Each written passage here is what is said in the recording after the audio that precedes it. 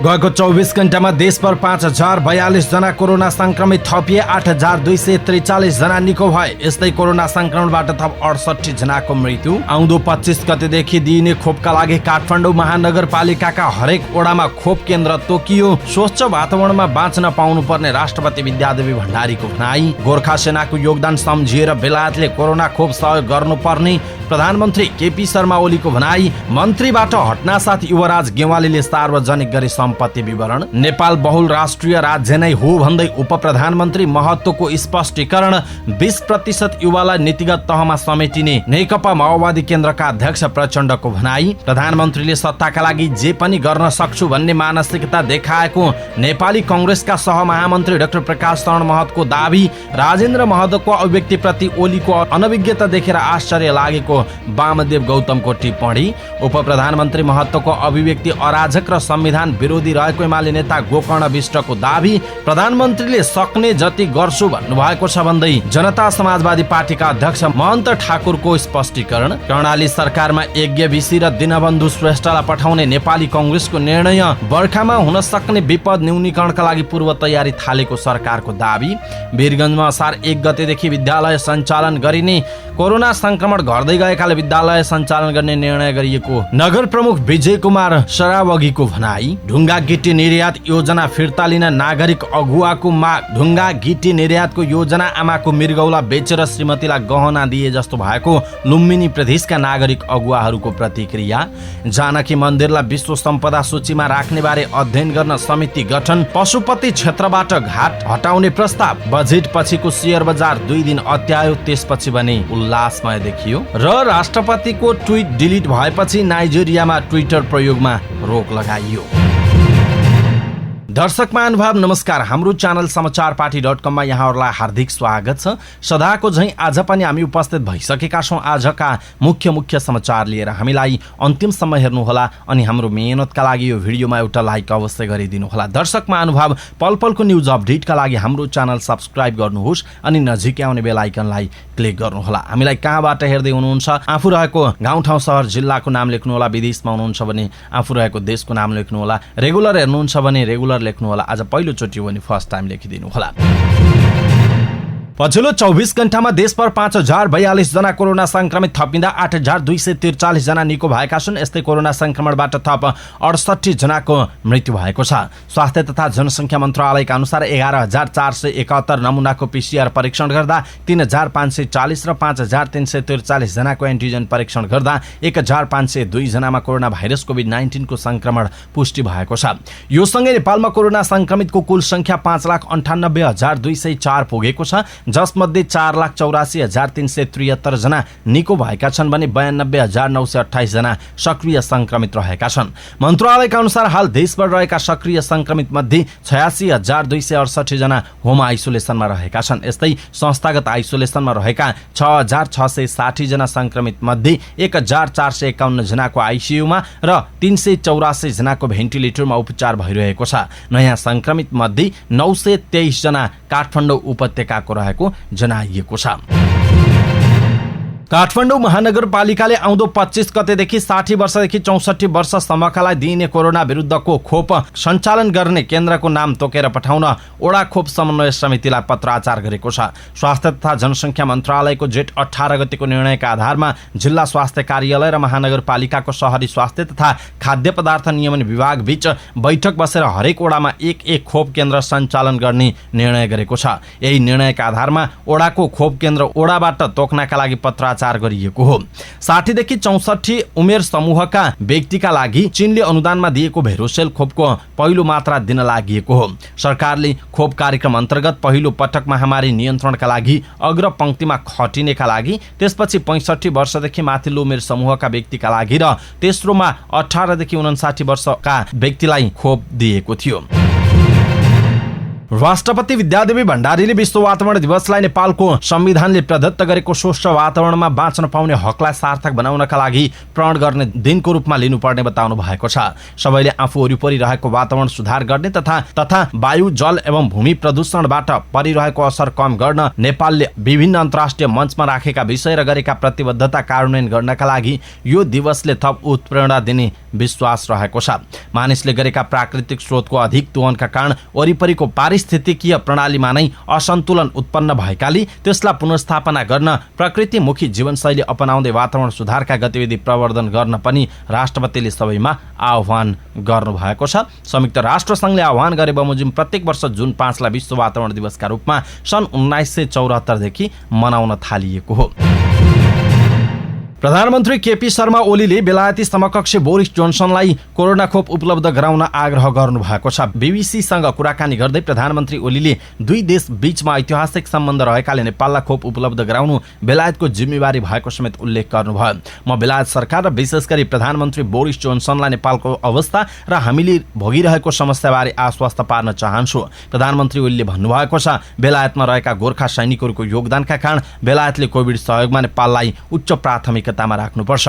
प्रधानमन्त्री ओलीले नेपाली जनतालाई भ्याक्सिन लगाइदिएमा कोरोना नियन्त्रण आउने नत्र नियन्त्रणमा कठिन हुने समेत उल्लेख गर्नुभएको छ। प्रधानमन्त्रीले बेलायत नेपालको सबैभन्दा पुरानो मित्र भएकाले खोपका लागि सिधै आग्रह गरिएको समेत उल्लेख गर्नुभयो। गोर्खा सैनिकहरूले उनीहरूको जीवनलाई नै खतरामा राखेर धेरै वर्षदेखि बेलायतमा काम गरिरहेका छन्। ओलीको भनाइ छ, बेलायतमा काम गरिरहेका धेरै गोर्खा सैनिकका परिवार नेपालमा छन्, त्यसैले दुई मुलुकको बीचमा बलियो कनेक्सन छ। प्रधानमन्त्रीले बेलायती प्रधानमन्त्रीसँग खोपका लागि आग्रह गरेपछि बीबीसीले बेलायतका विदेश मन्त्रालयसँग पनि कुरा गरेको छ। बेलायती विदेश मन्त्रालयका प्रवक्ताले कोरोना महामारीसँग लड्न बेलायत नेपालसँगै रहेको उल्लेख गरेका छन्। विदेश मन्त्रालयका प्रवक्ताले स्वास्थ्य सामग्रीहरू नेपालमा पठाउने मुलुकहरू मध्ये बेलायत अग्रपंक्तिमा रहेको बताउनुभयो। विदेश मन्त्रालयका प्रवक्ताले कोभ्याक्स मार्फत नेपाललाई खोप उपलब्ध गराउने बताउनु भएको छ।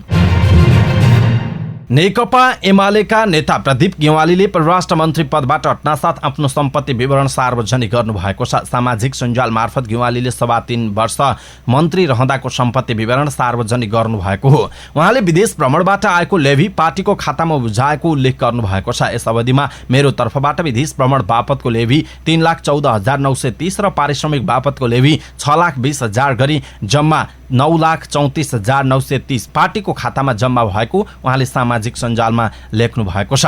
पारिश्रमिकको करकट्टी बापत 3,72,891 रुपैयाँ 13 पैसा सरकारी कोषमा दाखिल भएको पनि गेवालीले उल्लेख गर्नु भएको छ।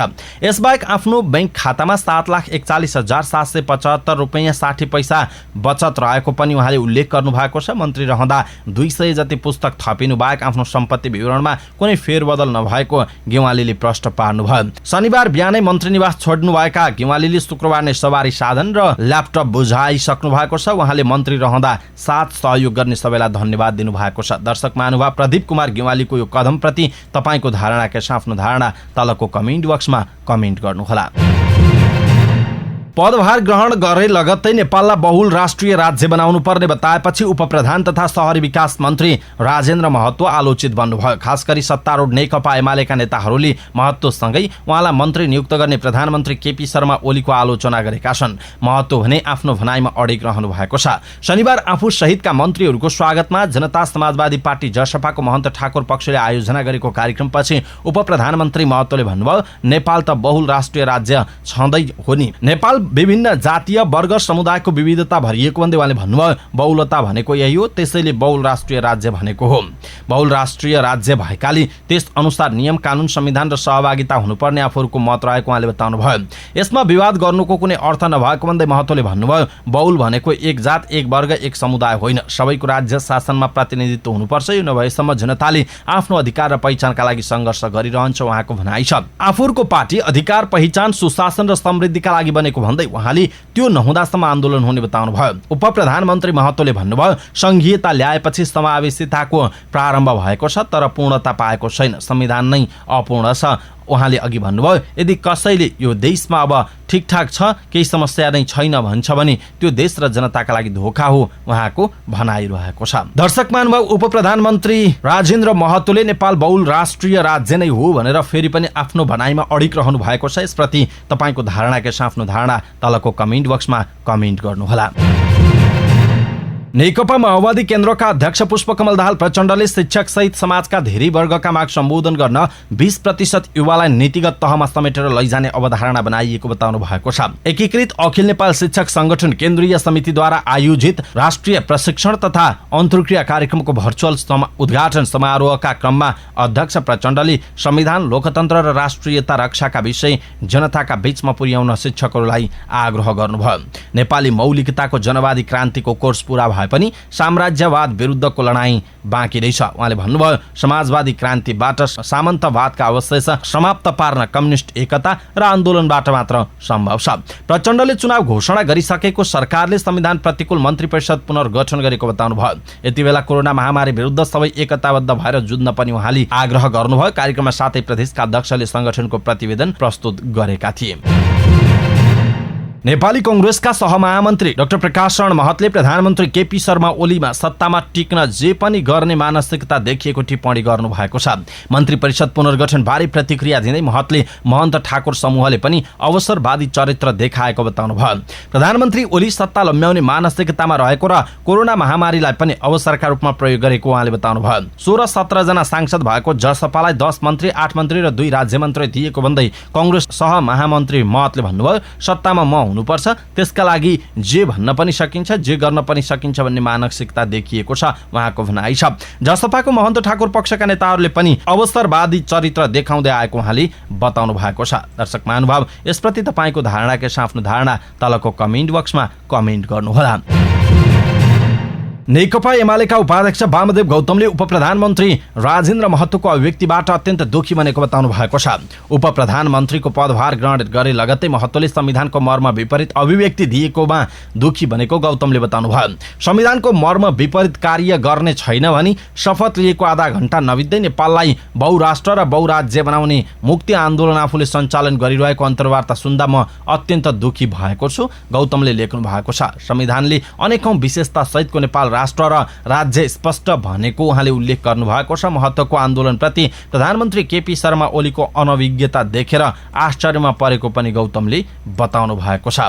यसैबीच नेकपा एमालेका नेता गोकर्ण विष्टले पनि नवनियुक्त उप प्रधानमन्त्री राजेन्द्र महतोको अभिव्यक्ति अराजक र संविधान विरोधी भएको बताउनु भएको छ। पूर्व मन्त्री समेत रहनुभएका विष्टले राज्यको जिम्मेवार पदमा बसेको व्यक्तिबाट भौगोलिक अखण्डता र राष्ट्रिय हित प्रतिकूल अभिव्यक्ति आउनु दुर्भाग्यपूर्ण रहेको बताउनु भयो। उप प्रधानमन्त्री राजेन्द्र महतोले बहुल राष्ट्रिय राज्यको स्थापनाका लागि राष्ट्रिय मुक्ति आन्दोलनको तयारी गर्ने भनिदिएको अभिव्यक्ति भौगोलिक अखण्डता र राष्ट्रिय हित प्रतिकूल छ। विष्टले सामाजिक सञ्जाल फेसबुकमा लेख्नु भएको छ, जिम्मेवार पदमा रहेका व्यक्तिबाट यस प्रकारको अराजक र संविधान विरोधी अभिव्यक्ति आउनु दुर्भाग्यपूर्ण छ। शुक्रबार नियुक्त हुनुभएका उप प्रधान तथा शहरी विकास मन्त्री राजेन्द्र महतोले पदभार ग्रहण गरे लगत्तै बहुराष्ट्र र बहुराज्य सञ्चालन गर्ने मुक्ति आन्दोलन जारी रहेको अभिव्यक्ति दिनुभएको थियो। महतोको यो अभिव्यक्तिको चौतर्फी विरोध भइरहेको छ, तर उहाँले स्पष्टीकरण दिँदै आफूले सही भनेको र नेपाल बहुल राष्ट्रिय राज्य नै हो भनेर उहाँले स्पष्टीकरण दिइसक्नु भएको छ। दर्शक महानुभाव, यसप्रति तपाईँको धारणा के छ? आफ्नो धारणा तलको कमेन्ट बक्समा कमेन्ट गर्नुहोला।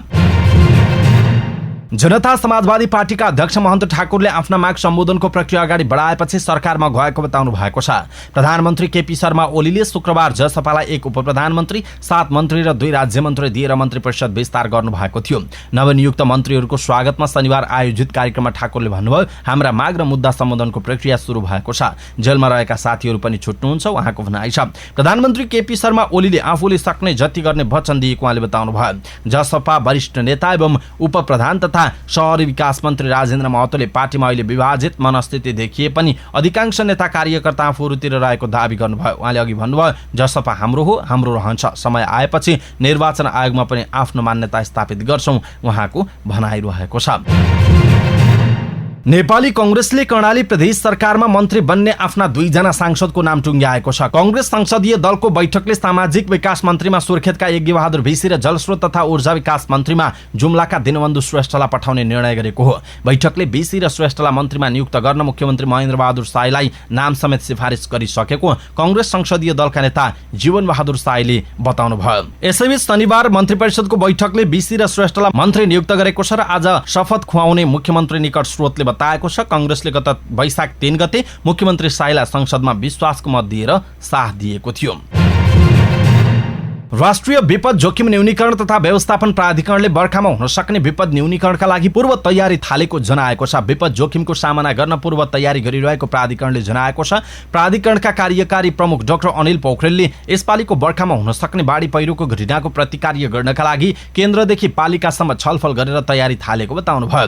विपदको दारमा खट्ने जनशक्तिलाई कोरोना संक्रमणबाट कसरी बचाउने भन्ने चुनौती भने रहेको उहाँको भनाइ छ। विपद व्यवस्थापन गर्ने पहिलो पक्ष स्थानीय सरकार भएकाले पालिकाहरू विपद पूर्वको काम गरिरहेको प्रमुख पोखरेलले बताउनुभयो। विपदमा उद्धारमा खटिनेहरूलाई कोरोना विरुद्धको खोपको व्यवस्थापन गर्ने बारे सम्बन्धित मन्त्रालयसँग छलफल भइरहेको पनि उहाँले जानकारी दिनुभयो। यसपालिको बर्खामा धेरै पानी पर्ने पूर्वानुमान गरिएको छ।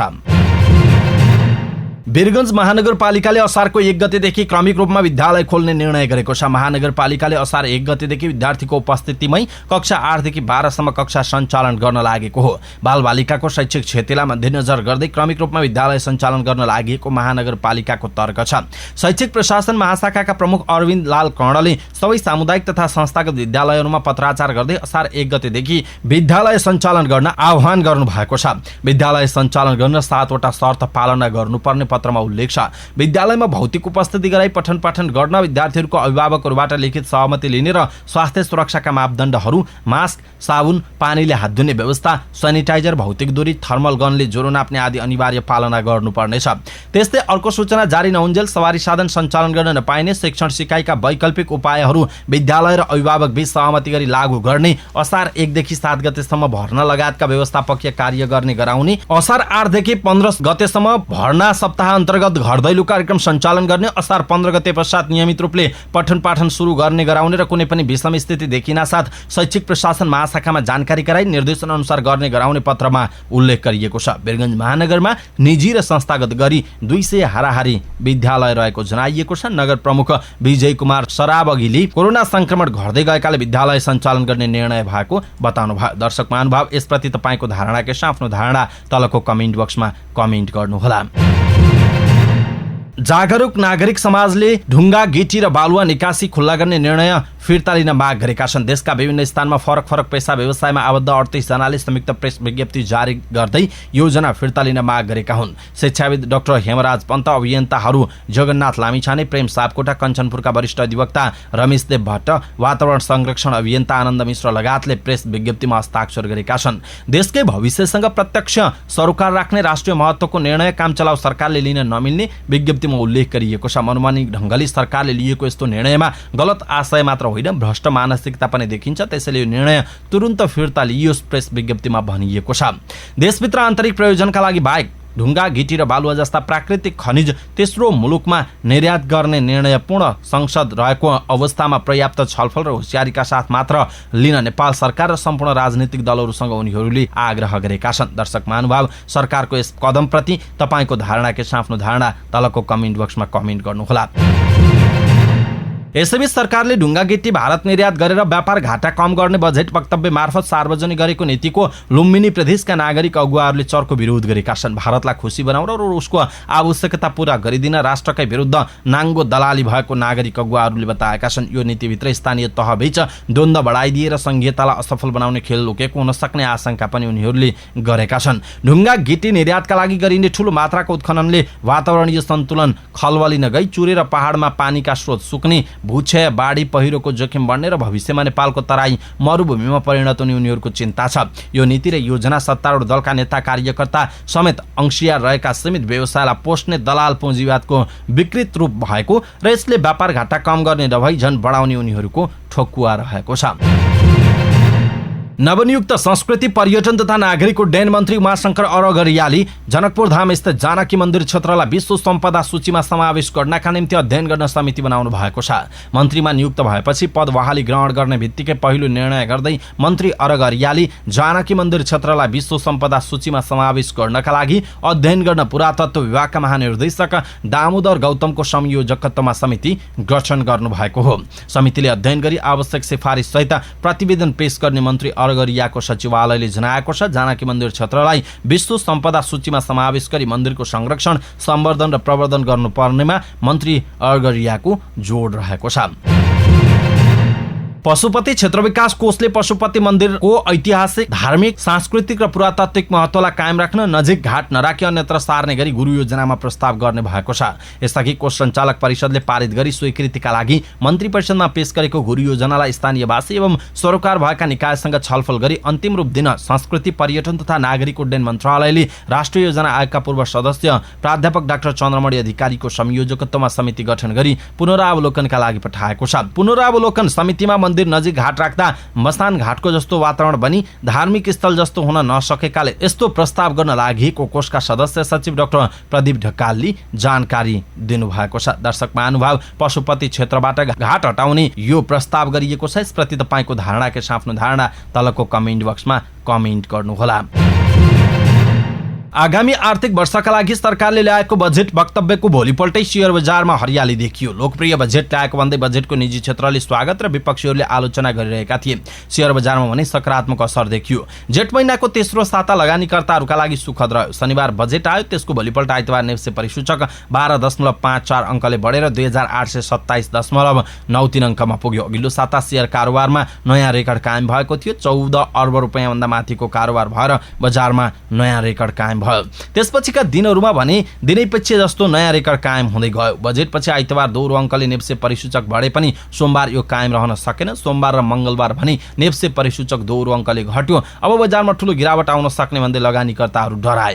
तर बुधबार र बिहिबार भने लगानीकर्ताहरूले निराश हुनु परेन। साताको अन्तिम दिन बिहिबार लगानीकर्ताहरूलाई हौसला दिने गरी बजार बढेर बन्द भयो। बुधबार नेप्से परिसूचक 55.76 अङ्कले बढेर 2827.12 अङ्कमा पुगेको थियो।